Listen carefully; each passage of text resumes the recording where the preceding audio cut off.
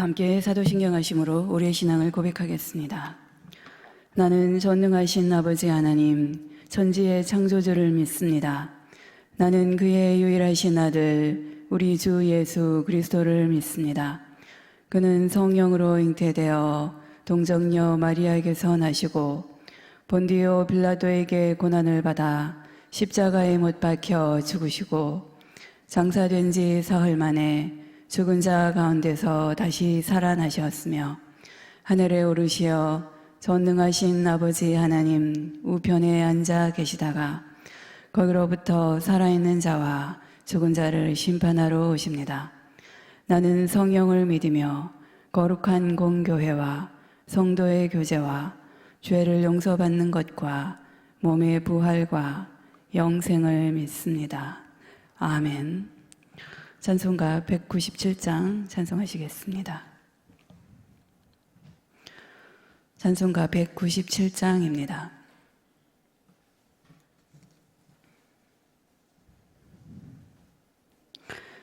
은혜가 풍성한 하나님은 믿는 자 한 사람 한 사람 어제도 오늘도 언제든지 편찮고 보호해 주시네. 주여 성령의 은사들을 오늘도 내려 주소서. 성령의 뜨거운 불길로서 오늘도 충만케 하소서. 정욕과 죄악에 물든 마음을 성령의 불길로 태우사 정결케 하소서. 태우소서. 깨끗게 하여 주옵소서. 주여 성령의 은사들을 오늘도 내려 주소서. 성령의 뜨거운 불길로서 오늘도 충만케 하소서. 희생의 제물로 돌아가신 어린 양 우리 주 예수여 구속의 은혜를 내리시사 오늘도 구원해 주소서. 주여 성령의 은사들을 오늘도 내려 주소서. 성령의 뜨거운 불길로서 오늘도 충만케 하소서. 주님의 기쁘신 은혜만을 세상에 널리 전하리니 하늘의 능력과 권세로서 오늘도 입혀 주옵소서. 주여 성령의 은사들을 오늘도 내려 주소서. 성령의 뜨거운 불길로서 오늘도 충만케 하소서. 아멘. 이제 이 시간 우리가 함께 동성으로 기도하시겠습니다. 지금 코로나 바이러스로 인해서 많은 어려움들에 처해 있는 지금의 상황들이 있습니다.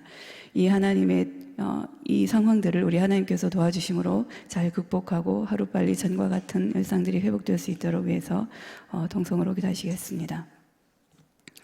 능력의 하나님 아버지, 오늘도 하나님 앞에 간절함으로 하나님 앞에 기도합니다. 두려워 말라, 내가 너와 함께함이라. 놀라지 말라, 나는 내 하나님이 됨이라. 내가 너를 굳세게 하리라. 참으로 너를 도와주리라. 참으로 나의 의로운 오른손으로 너를 붙들리라 라고 약속해 주신 하나님의 말씀을 온전히 의지하면서 간절히 기도합니다. 하나님 아버지, 참으로 이 나라 이 땅을 고쳐 주시옵소서. 코로나로 인해서 온 나라가 어려움에 처해 있는 그러한 상황이지만 분열하지 않게 하시고 다 함께 힘을 모아서 이 상황들을 극복하며 이겨나갈 수 있도록 하나님께서 도와주시옵소서.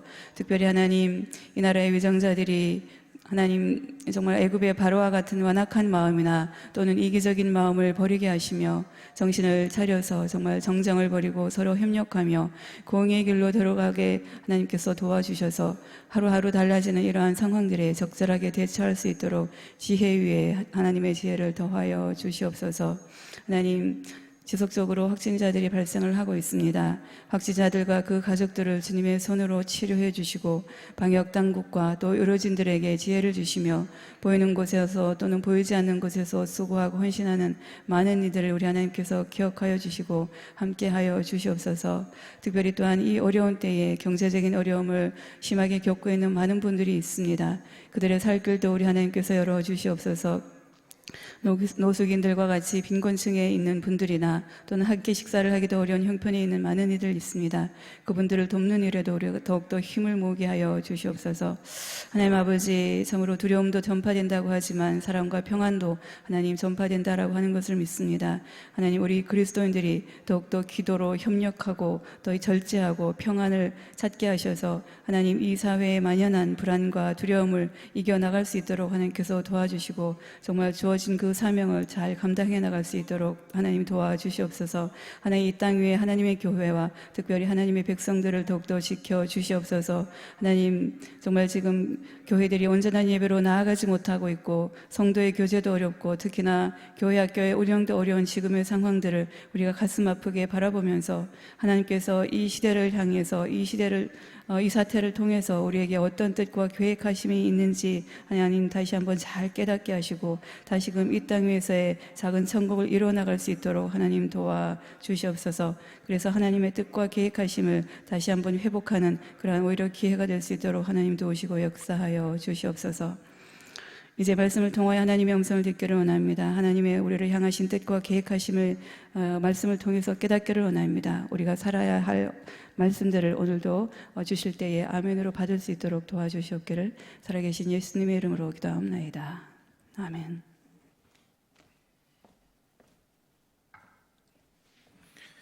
오늘 우리에게 주시는 하나님의 말씀은 디모데전서 4장 1절에서 5절까지입니다. 디모데전서 4장 1절에서 5절 말씀,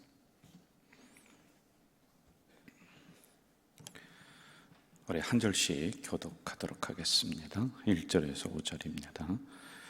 그러나 성령이 밝히 말씀하시기를 후일에 어떤 사람들이 믿음에서 떠나 미혹하는 영과 귀신의 가르침을 따르리라 하셨으니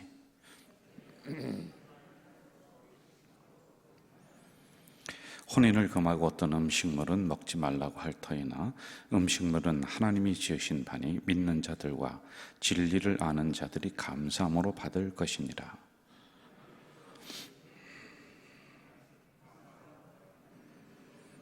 5절 합독합니다. 하나님의 말씀과 기도로 거룩하여 짐이라. 아멘. 오늘 본문이 말씀하고 있는 그 문제들은 많은 사람들이 오해를 하고 있는 그 경우가 오늘날에도 종종 있습니다. 제가 이제 3절을 다시 한번 읽어드릴게요. 3절을 좀 봅시다. 혼인을 금하고 어떤 음식물은 먹지 말라고 할 터이나 이렇게 나오고 있습니다. 혼인을 금했다. 그리고 음식물을 먹지 말라. 이제 결혼을 할 수도 있고 안 할 수도 있어요. 근데 이제 어떤 분들은 나는 주님과 결혼을 했다. 하나님과 결혼을 했다. 그러면서 평생 동안 교회를 섬기면서 이렇게 가는 분들이 있어요. 그건 개인의 믿음에 따라서 이렇게 하면 된단 말입니다. 자, 그런데 이게 이제 왜 문제가 됐느냐 하면은 이게 금욕주의라고 하는 거예요. 결혼, 혼인과 먹는 문제, 이게 이제 절제를 해나갑니다. 근데 금욕주의도 이제 알맞게 하면은 괜찮아요. 이 금욕주의라고 하는 것은 원래 뜻이 뭐냐면은 하나님의 백성들이 성결하게 그리고 정결하게 세상에 취하지 않고 하나님 말씀대로 살아가려고 이제 노력하는 그러한 그룹들이 있습니다. 이제 아주 극도로 이렇게 지키는 사람들도 있긴 있습니다. 자, 그런데 이런 금욕주의가 이제 교회 안으로다가 들어와요. 교회에도 금욕주의가 있으면 좋아요. 뭐 지나치게 그냥 유흥적으로 교회가 간다. 그건 이제 바람직하지 않지요. 이제 알맞게 이 거룩을 지켜내야지만이 되는 겁니다. 근데 왜 문제가 됐느냐 하면은 혼인을 안 했어요. 그리고 음식물을 가려서 먹어요. 이것을 믿음이 좋으냐 아니냐로 구분하는 기준을 지금 삼았다라고 하는 겁니다. 이게 이제 거짓 선생들이 그 말씀을 잘못 해석하는 사람들이 그 교회에 가지고 들어와서 이 부분을 가르치고 있습니다. 너희들 구원받았느냐? 그러면 일주일에 한 번씩 꼭 금식해야 된다. 나가서 선행을 베풀어야 된다. 이런 이제 규정들이 그 구약에 있단 말입니다. 그런데 이러한 것을 자기들 임의대로 이 교회에 가지고 와서 성도들에게 가르치는 거예요. 그리고서 이것을 가지고 구원받았느냐 안 받았느냐라고 하는 이런 잣대, 기준, 이걸로 지금 삼고 있다라고 하는 거예요. 이게 지나친 금욕주의라고 하는 부분들입니다. 자, 이런 모든 문제는 참 좋아요. 좋은데 그게 이제 그 교회를 얽으면은 하나의 또 규칙으로 이게 자리를 잡아요. 여러분, 최고의 규칙은 뭐냐면 하나님의 말씀이에요. 사실은 우리 교회도 뭐 이런저런 내교를 세우고 법이 있고 뭐가 있고 그런데 가장 좋은 거는 이게 없는 게 좋아요. 없으면서 공동체가 아름답게 돌아간다. 이것처럼 여러분 좋은 게 어디 있어요? 사람들이 법을 어기니까 잘못하니까 법이 들어오고 또 들어오고 또 만들고.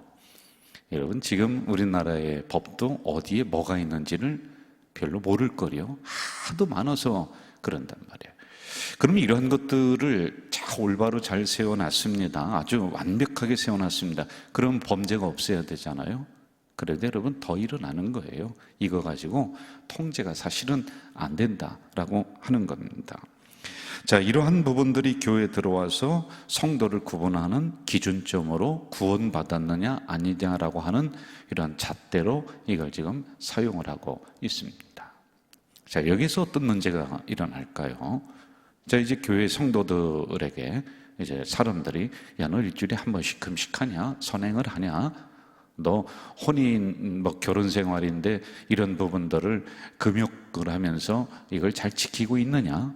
그럼 지키는 사람들이 있을 것이고 그렇지 못한 사람들이 있을 거 아니겠어요? 근데 이거 가지고 또 이제 파가 나눠지는 거예요.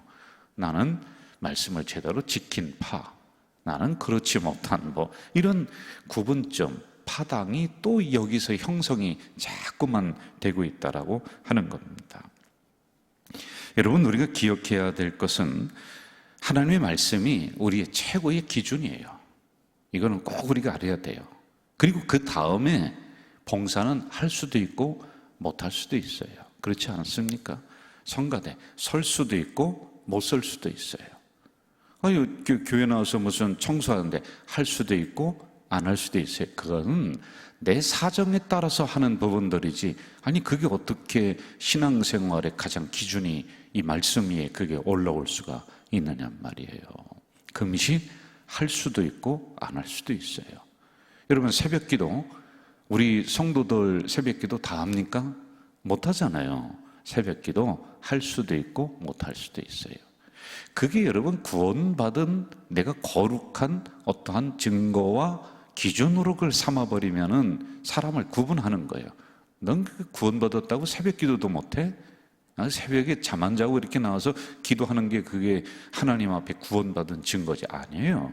내가 신체적으로 좀 새벽이 약하다, 못할 수도 있어요.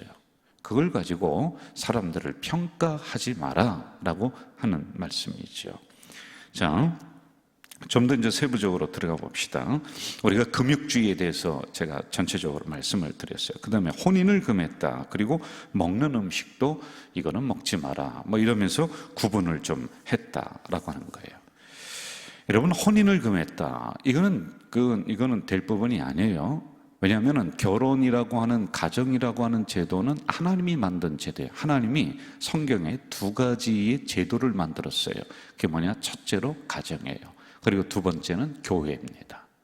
그래서 가정과 교회가 같은 선상이라고 하는 것을 제가 이제 계속 말씀드리는 게 이런 근거로다가 제가 말씀을 드리고 있는 거예요. 하나님이 가정을 만들어 주신 거예요. 그러면 어떤 분들이 만약에 결혼을 안 하면서 나는 주님과 결혼했다, 하나님과 결혼했다, 그럴 수도 있어요.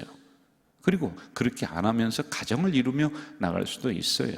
그걸 가지고 우리가 구원받았느냐 아니냐, 믿음이 좋으냐 아니냐의 기준점으로 삼지 마라라고 하는 겁니다. 자, 그리고 음식도 이게 좀 문제가 또 있습니다. 여러분, 이 음식이라고 하는 것도 우리가 한번 잘 보세요. 옛날에 이런 게 있었죠. 고사드린 음식을 먹어야 되느냐 말아야 되느냐, 그렇죠?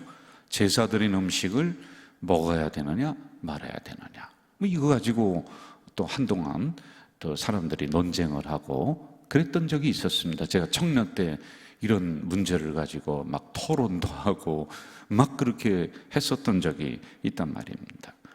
그런데 사도 바울 목사님은 이 부분에 대해서 아주 명확하게 가르쳐주고 있어요. 말씀으로 가르쳐주고 있습니다.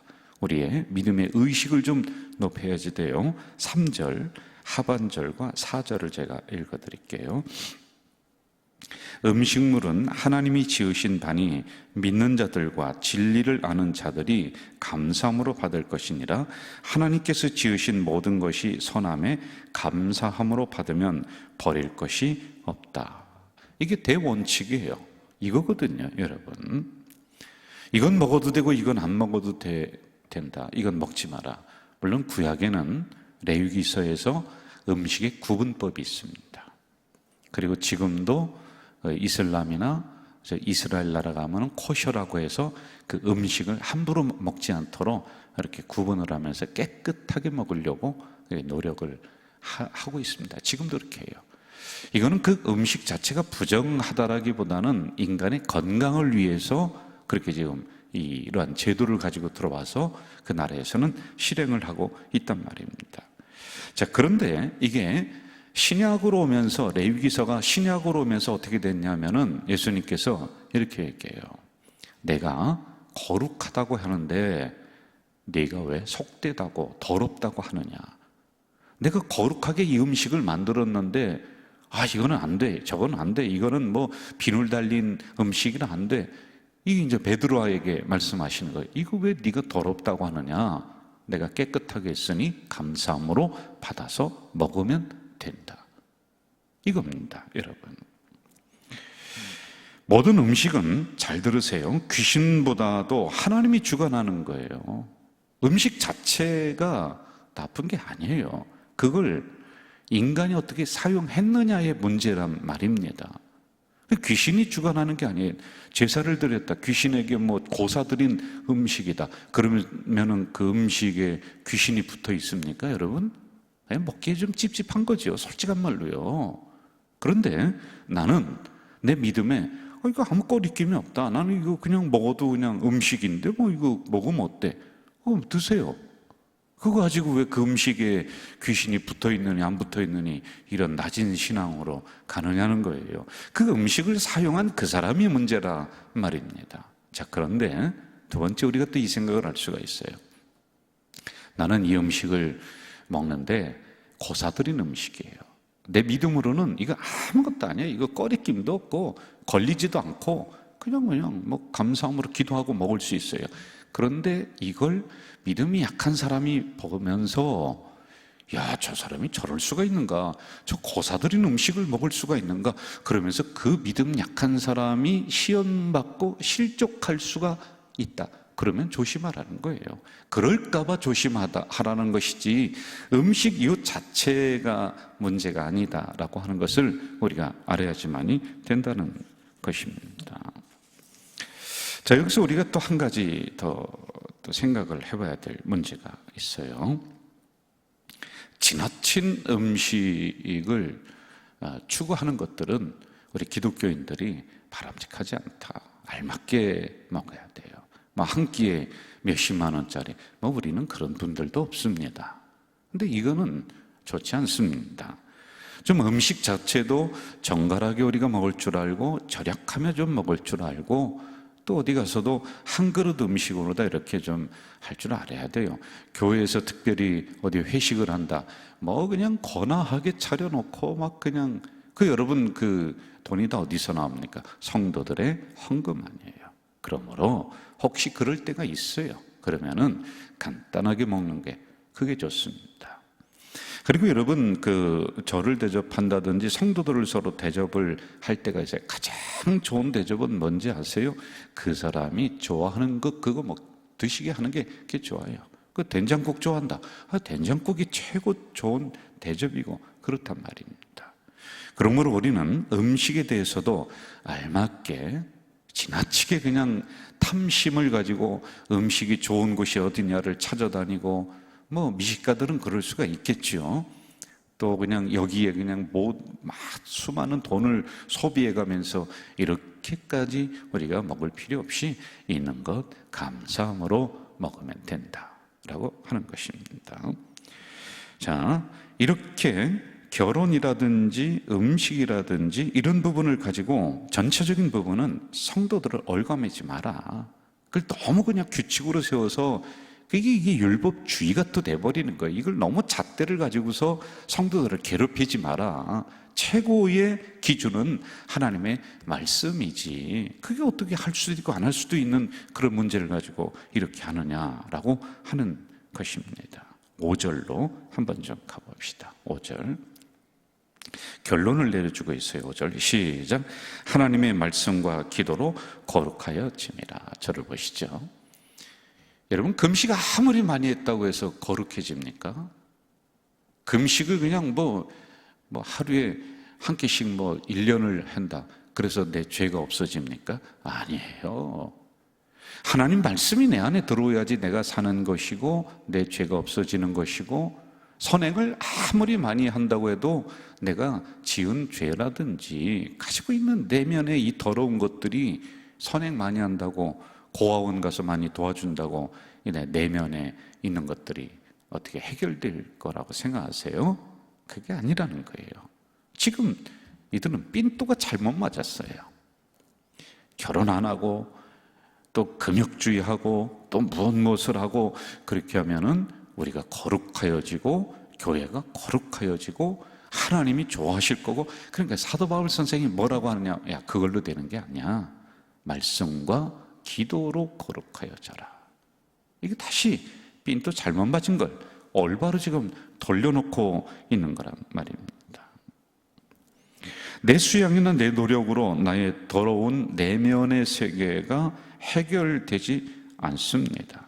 아무리 고행을 많이 한다 할지라도 내 내면의 문제가 해결받지 못하니까, 여러분, 고행하는 사람 또 가서 그 고행을 하고 채찍으로 자기 몸을 때리고 십자가를 지고 또 그 길을 걷고, 중세시대 때 그렇게 많이 했습니다.